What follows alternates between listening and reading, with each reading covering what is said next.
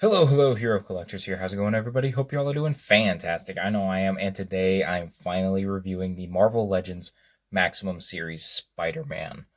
Now, this is a very divisive figure. There are lots of opinions on it, and I just wanted to say up top, I do like this figure, but I will be going over gripes and try to have a discussion about the pricing and value of this figure. So, just as a heads up, yes, I do like this figure, but I want to have a discussion in this video about why I still enjoy this. So just want to get that out of the way now.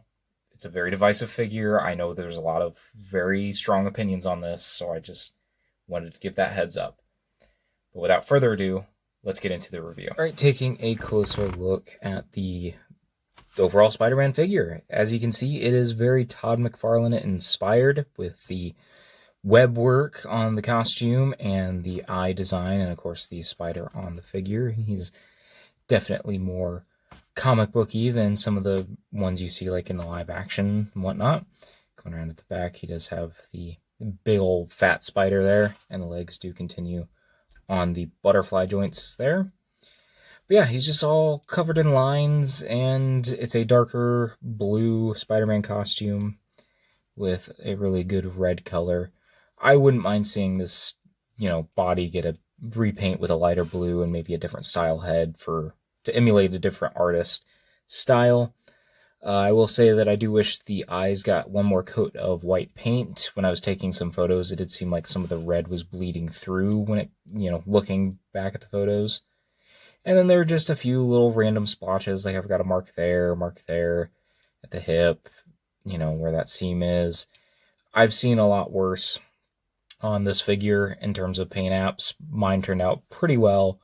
It's just when you have so many lines, it's going to have some blemishes here and there, but otherwise I think it turned out pretty well. There's not really a ton to say here in terms of the costume. I mean, it's a pretty standard looking Spider-Man, just with a bit more web lines and a few tweaks just to make it a very specific artist interpretation of Spider-Man. So yeah, I'll just let you pour over the details while I was doing that, and let's go over the accessories. So, of course, for starters, he has a set of fists. Those hinge up and down, of course. And then he has this standard wide-eyed Spider-Man head. In terms of other heads, he has this kind of confused, squinting, kind of head for the mask, and this Peter Parker head sculpt, which is very reminiscent of Todd McFarlane art.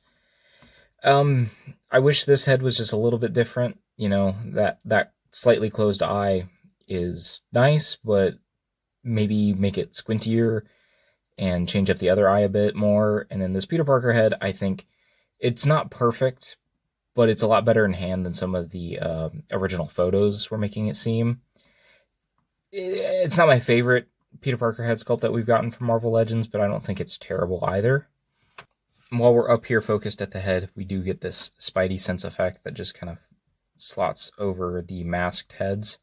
It doesn't like plug in anywhere, it just kind of friction kind of sets in on the head. As you can see, it's made of a clear plastic with some red deco for the actual lines. Go on to the hands. We have a set of wall crawler hands that hinge up and down. A set of thwip hands, and these are not the same thwip hands we have gotten before. These are all new sculpt, because you can see the pinky on this one is bent a little bit, and this isn't quite as wide as usual thwip hands go. But sticking with thwip hands, we also get a set that have actual webs coming out of them. This has a single strand, so maybe he's more, thwipping to go web swing, and this one is maybe to do like a net or web up a bad guy or something, because it's wider and has more web strands to it, and you can kind of see those better if I put them across his body. And then we get a set of grip hands that hinge side to side. Those are for an accessory we'll talk about here in a second, but it's nice to see those. And we are still not done with the hands, because he gets a full set of new forearms. So this figure can pop the forearms off like so. As you can see, it's just a little peg, and it pops off the whole forearm and hand. And then you just pop on these And it is the web shooter exposed with a standard hand, looking pretty good. There is no articulation to the actual hand itself. It is bent that way and will not, articulate a different way. Same goes for this one. This one's more of like a grip or a holding kind of hand. You can see the silver on there. I believe it is a silver base at the forearm, and then like a mold, or this hand is molded in that plastic, but then painted for the little web shooter trigger. So that is a fun feature to have for a Spider-Man.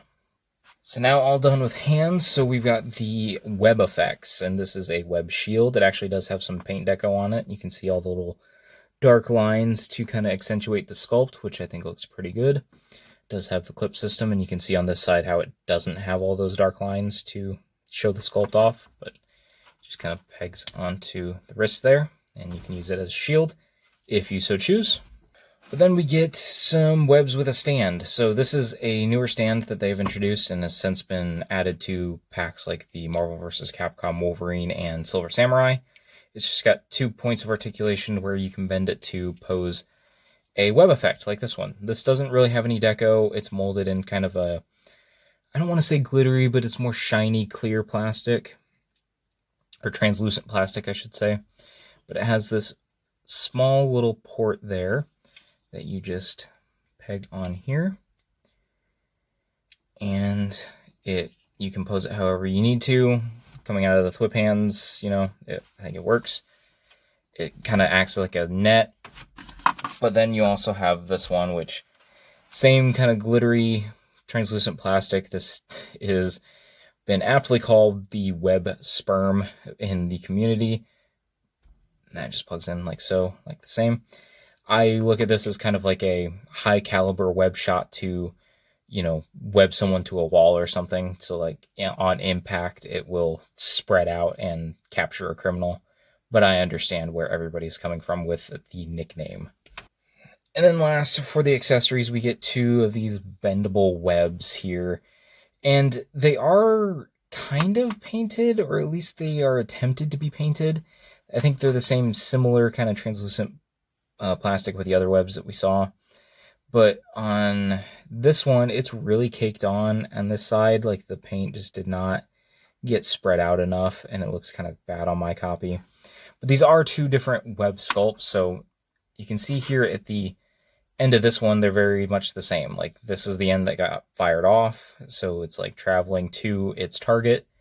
But then when you get to the end here, that one is much like the other end where it's kind of, closed off, but this one looks like it's being grabbed, like he's web swinging with this one. So just keep that in mind when you're posing, and you can even see some of the paint flecking off onto my fingers there. So yeah, that was it in terms of accessories. So let's go over the articulation. So the head has a double joint, so it has a ball and hinge at the top and then a ball at the base. So altogether he can look up that high. Altogether he can look up down that low. He can look side to side using either ball or hinge or whatever you want to call it.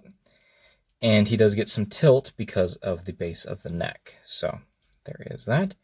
He's got a set of butterfly joints, so he can get some serious crossbody that way, but also go pretty far back that way, as you can see. And then his shoulders go down. They go past 90 going up.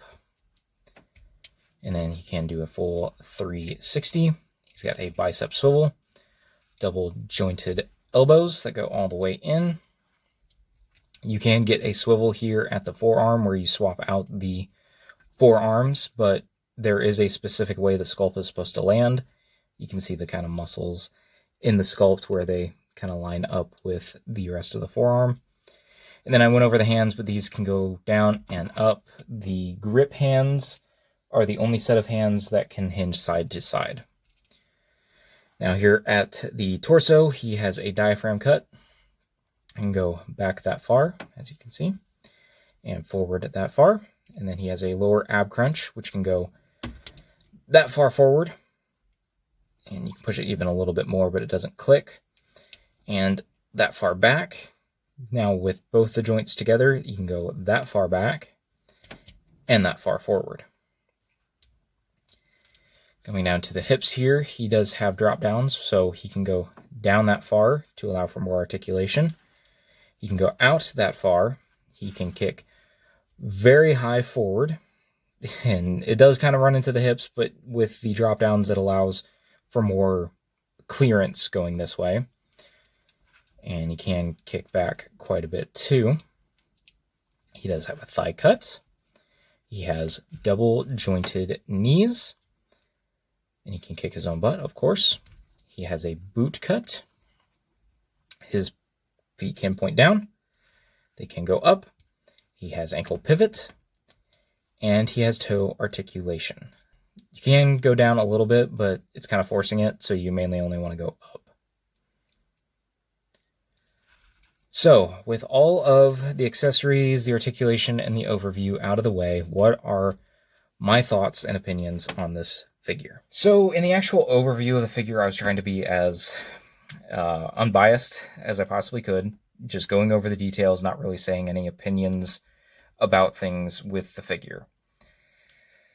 So, the biggest thing is value for what you are getting, the plastic to price ratio. And this has been a hot topic, and I have been really trying to really figure out my thoughts as to what I feel with this figure. So the plastic to price ratio, I think, is not good. It's a $50 figure. Yes, he does come with a lot of accessories, but it's only like a little bit more than what we get with some deluxes. I understand that this is an all-new mold. I understand that there's a lot of paint apps to get the web lines to really work. So I understand that that goes into factoring the price. But just looking at the figure and having it in hand, I don't think the $50 was the right way to go. I think it would have been better at a $40 price point, for sure. But the price per plastic ratio is not the only way you can measure the value of a figure, in my opinion. You can also measure by the play value, the enjoyment you get from a figure. And you are seeing the photos right now that I took. I took nearly 40 photos of this figure. Now, just to put it in perspective, for a Marvel Legend that I really don't have any inspiration on, that I can't really vibe with it. It's not quite, doesn't have the fun factor. I'm just kind of sitting there and seeing what I can do. I try to always take at least 6 photos. Now, if there's a figure that I am, vibing with, I'm pretty inspired, I keep wanting to take photos, I can take anywhere from 8 to maybe close to 15, I would say. I don't know, it's not something I can really average out. So, usually on a figure, the max I would take is around 15. I did double that with this figure, and for a couple of reasons. One, it's just fun to pose. Getting it in hand, you just kind of effortlessly get him into a decent pose or a very Spider-Man-esque pose. He can balance easy. Like I did a couple of walking poses. I did, some punching where I had to have both feet on the floor. It was not, it wasn't like, oh wow, I did it right away. It was, you had to work towards it a little bit, but it's easier than other figures to get balanced. The accessories are very engaging, despite having, a few quirks with some of them, like the webs and the eye on the one head sculpt. I did find them to be fun, and I tried to use all of them at least in one photo. So even if you don't see, I did the web sperm a couple times, or I only did it once, but I think it's a fun idea. The community really leapt with that one and made it a whole joke. But yeah, I just don't want to go into a whole rant about this figure, and lose myself in my opinions. I really do love this figure, and in all honesty, it's top 5 Marvel Legends of all times, in my opinion, on my list. Not your list, my list. I really did enjoy this.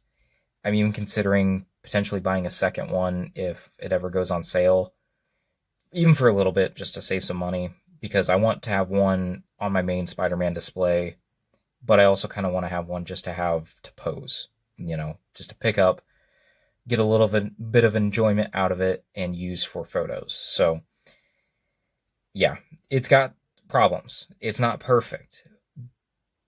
But I think if you're somebody that values articulation, photography, posing, somebody that wants to just pick up a figure, pose it around, and have it look really dope, it's pretty fun, and it would be fitting for you. Are there things I wish they included? Yes. I wish they would have done a web backpack. That's something I know that they did on old Toy Biz toys, and just would have been a fun inclusion, in my opinion. And then just more varied potential heads. It's just getting that one squinty eye, some varied stuff would have really taken it another notch higher in terms of the fun factor. So let's talk about fun factor. Does he have it? I think it's pretty obvious. Yes. I took almost 40 photos of this figure. Yes, he has the fun factor. So what's my final rating? Well, this is a toughie. It really is. With how much fun I had with Spider-Man and the enjoyment I got out of him, and the fact that I have just loved to play with him. I thought I was done taking photos, and then I got inspired to take another photo. And then I watched Robo's video with the Tamashii Nation posing book that he went over, and then I got inspired to take more photos.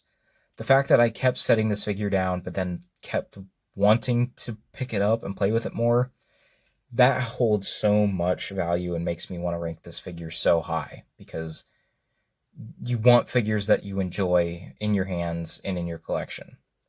So if I were to not consider the price, to not consider the wanting another hit of paint on the eyes for the masked heads, for not including the web backpack, for the bendy webs, which I didn't mention that. I wish they were a solid plastic piece and not bendy, because when they were bendy, I had to pull in another stand, and it just kind of looked bad in the background. The bendiness of those webs were not great, in my opinion. I would have preferred completely straight webs, because I could have used that more dynamically.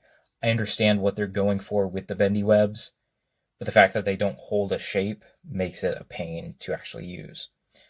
So, considering that, I would love to put this at a 10 out of 10. But I think with all the complaints, or all the little nitpicks, and especially the price, I'm going to have to put it at an 8 out of 10. Alright, and that was my review on the Marvel Legends Maximum Series Spider-Man. Let me know what you think down in the comments below. Please be civil, whether you fall on the fence of this is an amazing figure and I don't care about the price, or this is a trash figure and the price is awful. Just be civil with each other if you do comments. But anyway, I do hope you enjoyed the video. If you did, make sure you like down below, and again, comment. Just be civil. That's all I ask. And make sure you are subscribed, because I've got all kinds of reviews on the way. Transformers, Star Wars, Marvel Legends, and some shelf updates coming very, very soon.